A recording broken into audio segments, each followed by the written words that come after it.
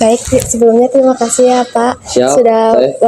meluangkan waktunya untuk wawancara. Untuk pertama-tama boleh memperkenalkan diri. Nama saya Roiman Titus Bansman Nanggulan. Sebelumnya apakah bersedia kalau di tag video? Siap, boleh Teh.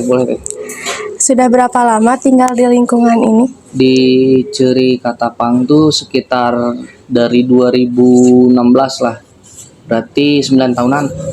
Oh ya, apakah Bapak mengalami atau menyaksikan langsung tindakan premanisme yang terjadi?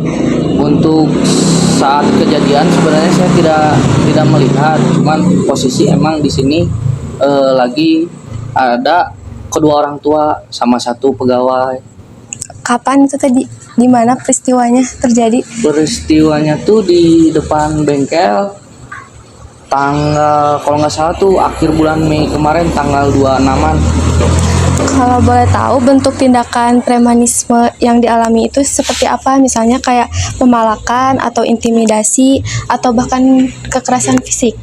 Untuk pemalakan sih nggak ada ya Teh, cuman kayak tindakan seperti pengancaman, intimidasi, seperti itu kayak rasis ya.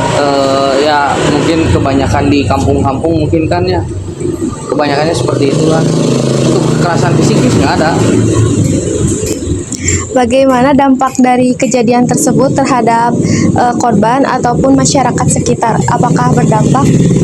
Kalau untuk korban sih sebenarnya kita mah memaklumi aja sebenarnya, karena tidak ada kontak fisik mungkin kan, seperti intimidasi ya namanya pun di kampung-kampung udah biasalah seperti itu, namanya intimidasi kan, preman-preman kampung.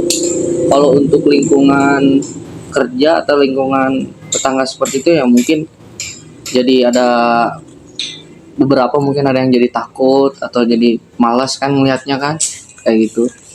Kejadian ini tuh berulang kali atau baru hari itu? Kalau untuk kayak kemarin mah baru hari itu sih Teh. Oh, berarti baru-baru kejadian kayak gitu. Nah, apakah setelah kejadian itu melapor ke pihak berwenang, misalnya kayak RT atau polisi gitu? Melapor sih enggak ada, kita kan posisi itu dia kan melakukan intimidasi seperti itu, kita mah biasa aja memaklumi gitu. Namanya pun masih anak muda, jadi kelakuan preman-preman kampung kayak gitu kan, jadi kita melaporkan nggak ada. Mungkin ada karena posisi di situ banyak konsumen kan, mungkin dari pihak konsumen pun ada yang melaporkan. Menurut sendiri apa sih yang dilakukan gitu untuk mencegah atau mengatasi kejadian tersebut? Kalau untuk dari saya sih kayak gini Teh, untuk setiap orang yang menjalankan usaha ya, apalagi dia orangnya ngerantau gitu, ya paling kalau bisa mah benahi hubungan antar tetangga satu kampung, perbaiki ya tali silaturahmi kan, harus mengerti lah. Jadi bisa dibilang dia saling mengerti ke tetangga satu kampung kayak gitu. Jangan nyari, jadi kita tuh namanya ngerantau kan, namanya nyari kerja, nyari makan gitu. Dan untuk yang lain pun gitu, beberapa ya damai-damai aja lah gitu pasti saya teh. Gak usah nyari-nyari inilah, nyari kayak gitu lah, ngapain gitu, namanya usaha mah masing-masing gitu. Pertanyaan terakhir, adakah pesan gitu yang bakal sampaikan untuk masyarakat untuk lebih waspada atau hal yang ingin disampaikan gitu mengenai permasalahan ini? Kalau kata saya mah waspada wajib sih Teh, cuman lebih ke harus ngerti lah, ke apalagi kalau ke tetangga atau ke lingkungan kita hidup Teh. Jadi orang-orangnya tuh lagi misalkan masih lagi ada masalah atau enggak, jadi kayak gitu. Jangan, harus tahu situasi kondisi, mungkin namanya pun tetangga kan manusia, itu maksud saya Teh. Jadi ya saling mengerti aja, waspada mah wajib gitu. Ya mungkin itu saja yang mau diwawancara. Terima kasih ya Siap. sudah meluangkan waktunya. Siap. Dan mohon maaf mengganggu waktunya. Siap Teh. Baik, sebelumnya terima kasih kepada narasumber yang telah bersedia meluangkan waktunya untuk wawancara ini. Baik, langsung saja mungkin boleh memperkenalkan diri. Nama saya Sri Sukmawati, umur 19 tahun, pekerjaan mahasiswa Universitas Islam Negeri Sunan Gunung Jati. Berapa lama kakak tinggal di lingkungan ini? Mungkin kurang lebih karena saya lahir dan besar di sini, mungkin kurang lebih 20 tahun. Bagaimana kakak menilai kondisi keamanan di lingkungan tempat tinggal kakak?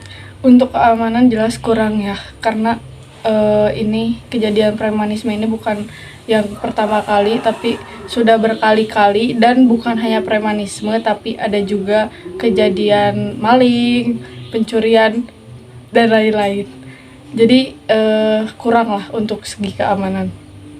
Apakah kakak pernah mengalami atau menyaksikan langsung tindakan premanisme ini? Kalau mengalami mungkin nggak pernah ya, tapi untuk menyaksikan pernah. Waktu itu ada yang dipaling motornya. Ya, jadi untuk mengalami belum sih, dan semoga tidak pernah. Apakah tindakan premanisme itu lebih sering ke pelaku usaha atau menyasar secara umum warga saja? Karena pelakunya tidak sadar dan dipengaruhi oleh obat-obatan, jadi sasarannya siapa saja. Jadi siapa yang menyinggung itu yang disikat. Jadi tidak tentu profesinya seperti apa atau dia siapa. Jadi secara umum ke warga-warga sekitar seperti itu.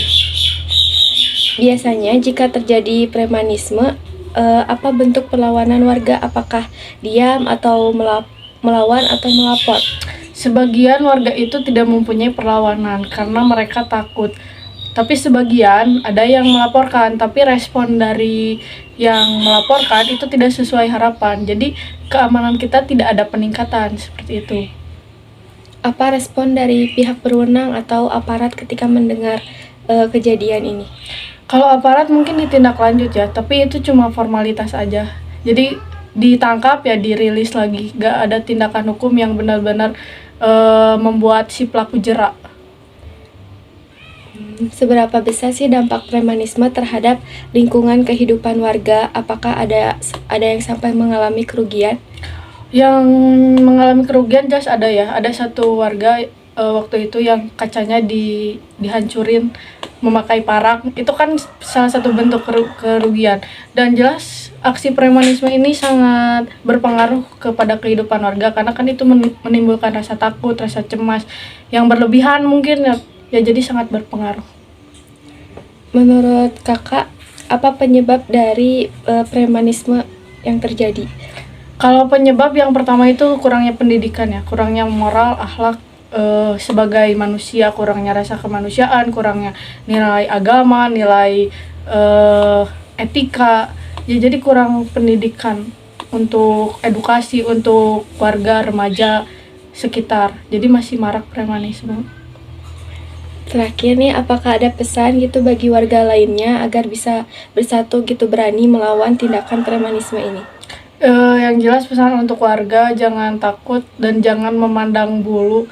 Meskipun itu saudara atau kerabat, kalau memang itu tindakan yang merugikan banyak orang ya harusnya ditindak. Jangan mentang-mentang anak atau misalnya sepupu keponakan. Jadi begitu diproses oleh pihak berwajib dibebaskan. Kan itu tidak membuat pelaku jerak, itu malah membuat pelaku akan melakukan tindakan yang lebih semena-mena dan terus berulang seperti itu. Jadi pesannya mungkin lebih ditekankan lagi moral dan etika agamanya untuk mendidik anak-anaknya, termasuk anak-anak yang beranjak dewasa dan berada di usia remaja, seperti itu. Mungkin itu saja ya Kak wawancaranya. Terima kasih sudah meluangkan waktunya. Iya, sama-sama. Ya, terima kasih.